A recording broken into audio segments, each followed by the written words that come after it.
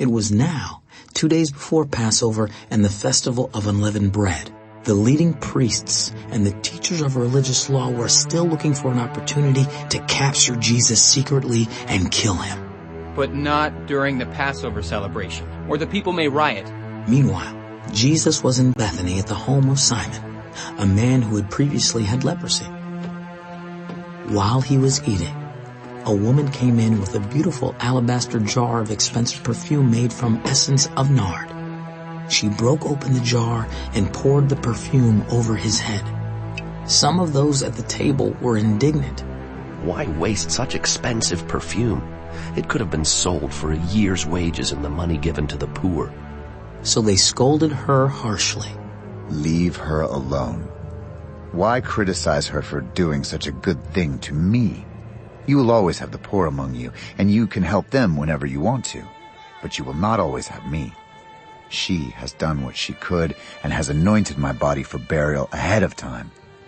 I tell you the truth. Wherever the good news is preached throughout the world, this woman's deed will be remembered and discussed. Then Judas Iscariot, one of the 12 disciples, went to the leading priests to arrange to betray Jesus to them. They were delighted when they heard why he had come, and they promised to give him money. So he began looking for an opportunity to betray Jesus. On the first day of the Festival of Unleavened Bread, when the Passover lamb is sacrificed, Jesus' disciples asked him, "Where do you want us to go to prepare the Passover meal for you?" So Jesus sent 2 of them into Jerusalem with these instructions. As you go into the city, a man carrying a pitcher of water will meet you. Follow him. At the house he enters, say to the owner, "The teacher asks, where is the guest room where I can eat the Passover meal with my disciples?" He will take you upstairs to a large room that is already set up. That is where you should prepare our meal. So the 2 disciples went into the city and found everything just as Jesus had said, and they prepared the Passover meal there. In the evening, Jesus arrived with the 12. As they were at the table eating, Jesus said, I tell you the truth. One of you eating with me here will betray me. Is it me? Am I the one? Greatly distressed, each one asked in turn, Am I the one? Am I the one? Am I the one? It is one of you 12 who is eating from this bowl with me. For the Son of Man must die, as the Scriptures declared long ago. But how terrible it will be for the one who betrays him. It would be far better for that man if he had never been born. As they were eating, Jesus took some bread and blessed it. Then he broke it in pieces and gave it to the disciples. Take it, for this is my body. And he took a cup of wine and gave thanks to God for it. He gave it to them, and they all drank from it. This is my blood, which confirms the covenant between God and his people. It is poured out as a sacrifice for many. I tell you the truth. I will not drink wine again until the day I drink it new in the kingdom of God. Then they sang a hymn and went out to the Mount of Olives. On the way, Jesus told them, All of you will desert me, for the Scriptures say, God will strike the shepherd, and the sheep will be scattered. But after I am raised from the dead, I will go ahead of you to Galilee and meet you there. Even if everyone else deserts you, I never will. I tell you the truth, Peter. This very night, before the rooster crows twice, you will deny 3 times that you even know me. Peter declared emphatically, No. Even if I have to die with you, I will never deny you. And all the others vowed the same. They went to the olive grove called Gethsemane, and Jesus said, Sit here while I go and pray. He took Peter, James, and John with him, and he became deeply troubled and distressed. My soul is crushed with grief to the point of death. Stay here and keep watch with me. He went on a little farther and fell to the ground. He prayed that if it were possible, the awful hour awaiting him might pass him by. He cried out, Abba, Father, everything is possible for you. Please take this cup of suffering away from me. Yet I want your will to be done, not mine. Then he returned and found the disciples asleep. Simon, are you asleep? Couldn't you watch with me even 1 hour? Keep watch and pray so that you will not give in to temptation. For the spirit is willing, but the body is weak.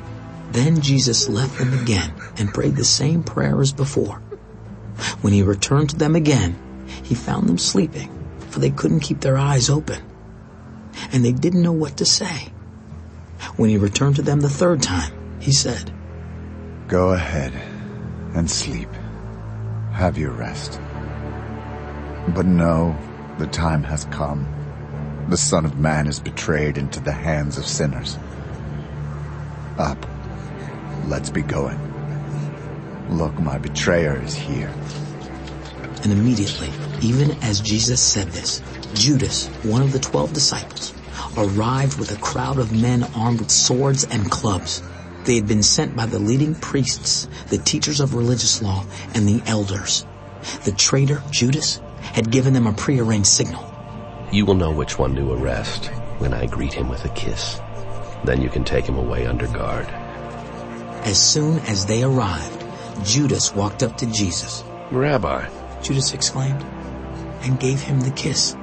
Then the others grabbed Jesus and arrested him. But one of the men with Jesus pulled out his sword and struck the high priest's slave, slashing off his ear. Am I some dangerous revolutionary, that you come with swords and clubs to arrest me? Why didn't you arrest me in the temple? I was there among you teaching every day. But these things are happening to fulfill what the scriptures say about me. Then all his disciples deserted him and ran away. One young man following behind was clothed only in a long linen shirt. When the mob tried to grab him, he slipped out of his shirt and ran away naked. They took Jesus to the high priest's home, where the leading priests, the elders, and the teachers of religious law had gathered. Meanwhile, Peter followed him at a distance and went right into the high priest's courtyard. There he sat with the guards, warming himself by the fire. Inside, the leading priests and the entire high council were trying to find evidence against Jesus so they could put him to death, but they couldn't find any. Many false witnesses spoke against him, but they contradicted each other. Finally, some men stood up and gave this false testimony. We heard him say, I will destroy this temple made with human hands, and in 3 days I will build another made without human hands. But even then they didn't get their story straight.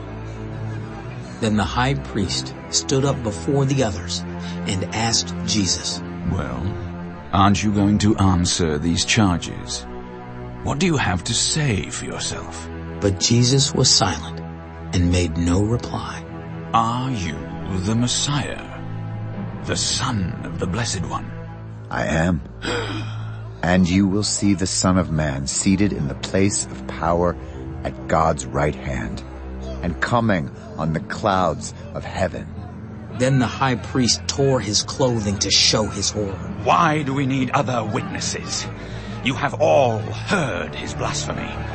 What is your verdict? Guilty! Blasphemer!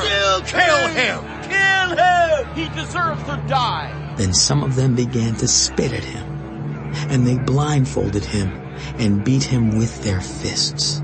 Prophesy to us! And the guards slapped him as they took him away. Meanwhile, Peter was in the courtyard below.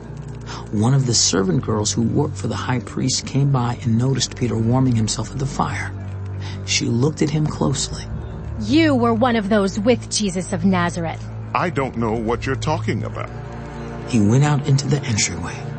Just then, a rooster crowed.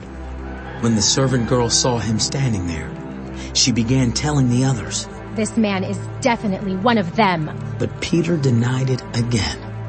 A little later, some of the other bystanders confronted Peter. You must be one of them, because you are a Galilean. Peter swore. A curse on me if I'm lying. I don't know this man you're talking about. And immediately the rooster crowed the second time.